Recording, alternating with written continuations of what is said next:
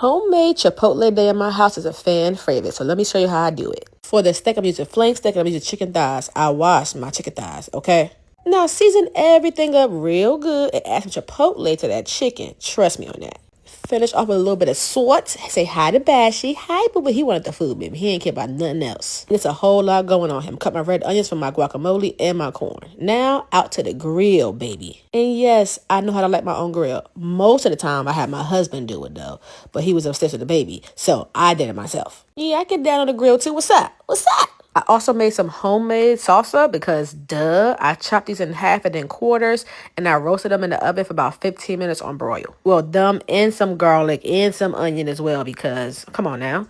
And then everything else was ready to start mixing and mingling. When it's homemade Chipotle night, it's a lot of cutting, slicing, dicing, and mixing, baby. But it comes out so good every time. Now, they say use frozen corn, but girl, I use fresh corn. Thank you. Yeah, I like my corn sugar thingy, don't y'all? I know. Then I need cilantro for the rice, the salsa, and the guacamole. So I chopped up a whole bunch of cilantro.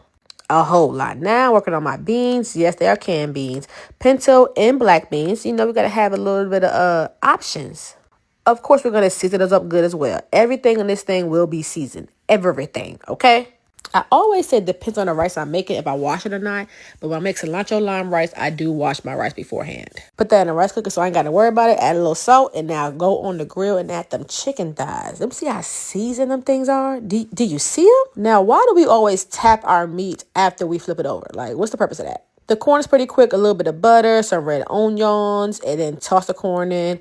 And, of course, I'm seasoning it with my seasoning. I ain't got no more for y'all. But don't worry about that. Coming soon. My roasted veggies were done, so I added into a little thingy so I could go ahead and blend them things up. I sometimes will buy salsa, but I made my own, and it was just like life-changing. I did add more than lime juice to that, okay? It was just a lot going on, and this video is about 4 hours long, but I put it in 3 minutes. So you got to bear with me, baby. Put that steak on the grill as well. Let that chicken go ahead and smoke at the top a little bit, and then make that guacamole. I mean, at this point, it's cheaper to make it than to buy it, so just make it at home.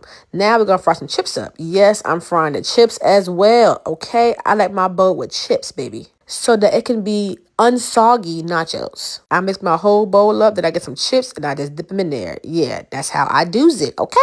Let them rest, take all the oil out, and then work on that cilantro lime rice. After the rice is cooked, you add in the lime juice and cilantro after it's cooked. If you added it before, you're going to have some really, really brown cilantro, and it ain't going to look fresh or taste fresh at all. Now, some people don't even like cilantro lime rice because they say cilantro tastes like soap to them, so skip that part if you want to.